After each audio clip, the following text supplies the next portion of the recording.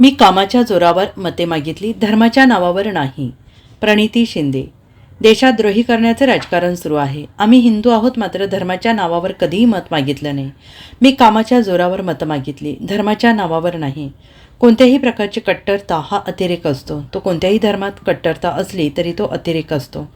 लोकसभा निवडणुकीत यांचे लोक द्वेष पसरवत होते. ध्रुवीकरणाच्या रोगाला बळी पडू नका. यूट्यूब आणि व्हॉट्सॲपवर येणारी लोकं बिनकामाची असतात. आता सोशल मीडियावर कोणी ट्रोल केलं तर गप्प बसू नका.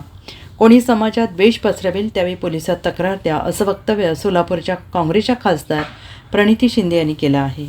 लोकसभेच्या इलेक्शनमध्ये आपल्या देशाला खूप मोठी कीड लागली, फंगस लागली. आपल्या देशाला दृष्ट लागली ध्रुवीकरणची. हिंदू मुस्लिमचा वाद बीजेपीने आपल्या देशामध्ये पेटवला. जात पात धर्मावर बीजेपीने राजकारण केलं. त्या गोष्टीला अनेक जण बळी पडले. असं जेव्हा होतं, जेव्हा कामाला महत्व न देता आपण धर्माच्या राजकारण मध्ये अडकतो, तेव्हा समाजाचं नुकसान होतं. महेशांना म्हणाल्याप्रमाणे आपण सगळे हिंदू आहोत, आपण सगळे देवधर्म करतो. कदाचित मी जास्त करते पूजा पाठ, आम्ही सगळे करतो, पण धर्माचं राजकारण मी करत नाही. समाजाचं राजकारण मी करत नाही. धर्माच्या नावावर मी वोट आजपर्यंत मागितले नाही. पण तुम्ही मतदान केलंय मला. हाच समूह ज्यांनी एकेकाळी सर्वधर्म समभावावर मतदान केलंय, ह्या वेळेस ह्या समूहाला काय झालं, ह्या वेळेस या समाजाला काय झालं, हा प्रश्न मला तुम्हाला विचारायचा. तुम्ही कामाला महत्व दिलंय, तुम्ही माणसाला महत्व दिलंय. तुम्ही कधी धर्म जातपात अडकला नाही. तुम्ही पुढे जायच्या ऐवजी मागे जाताय. तुम्ही प्रोग्रेसिव्ह नाही होता, तुम्ही मागे जाता, आपला देश मागे जाताय. पण ही धोक्याची घंटा आहे, ही धोक्याची घंटा आहे आपल्या देशासाठी. उद्या काम करणारी लोकच राहणार नाहीत. फक्त दंगल पेटवणारी, समाजामध्ये तेढ निर्माण करणारीच लोक राहतील या देशात. आणि मग आपण काय करणार? बसूया बोलणार. मला खरंच मी वाट पाहत होती की मी तुमच्या समोर येऊन कधी बोलू नये. आणि तुम्ही माझे आहात, ह्याबद्दल वाद नाहीये. मी प्रत्येकाला ओळखते, प्रत्येकाने माझ्याकडे येऊन काम करून घेतलंय.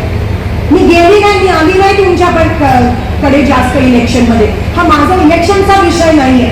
मी निवडून आली, माझ्या इलेक्शनचा विषय नाहीये. मला देशासाठी वाईट वाटतंय, मला या मातृभूमीसाठी वाईट वाटतंय. कारण त्या मातृभूमीचे तुकडे करायला ही भाजप सरकारने पाहिजे.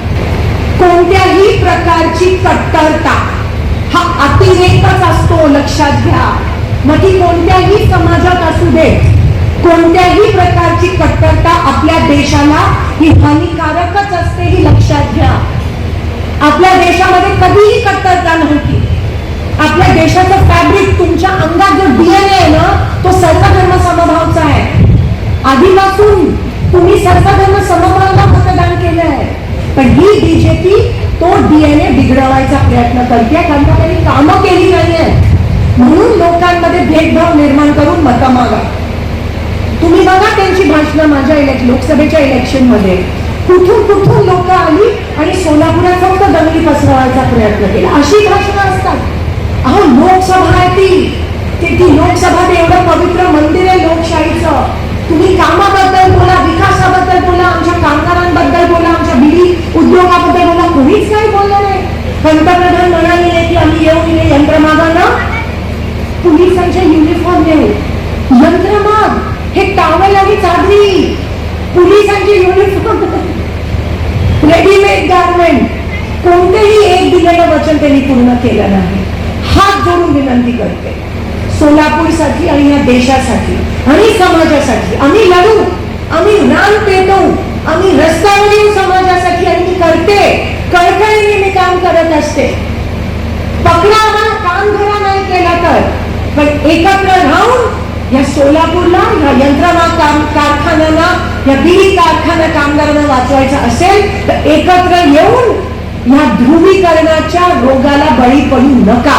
एकत्र येऊन सर्वधर्म समभाव, लोकशाही आणि संविधानाला टिकवा. हे लक्षात ठेवा की देश सर्वश्रेष्ठ असतं, मातृभूमी सर्वश्रेष्ठ असते. मातृभूमीचे तुकडे करायला कोणालाही अधिकार नाहीये. आणि म्हणून हात जोडून विनंती करते, कामाला, कार्याला महत्व द्या. काम करणाऱ्या, कार्य करणाऱ्या लोकांना विसरू नका. तर समाज पुढे जाईल तरच समाजातली लोक पुढे येतील. कारण का समाजामध्ये पण अनेक अशी लोक आहेत जी रात्रंदिवस कष्ट करून समाजाला पुढे नेतात, पण युट्यूब आणि व्हॉट्सअपवर कधी येत नाही. महेशांना तुम्ही मला विचारलं तर युट्यूब आणि व्हॉट्सअपवर येणारी लोक बिनकामाची असतात, जे ट्रोलिंग करतात, जे पोस्ट टाकतात. आता गप्पा बसायचा नाही. कोणीही चुकीची पोस्ट कोणत्याही समाजाबद्दल कोणीही काही टाकलं देशाच्या विरोधात, दंगल पेटवायची पोस्ट टाकली तर पोलिसाला कंप्लेंट करायला पाहिजे. मग बघूया कसे टाकलं. मी केली फक्त स्वतःवर जर हल्ला झाला तरच करायची का पोलिसावर कंप्लेंट? देशावर जर हल्ला होत असेल तर नाही करायची का?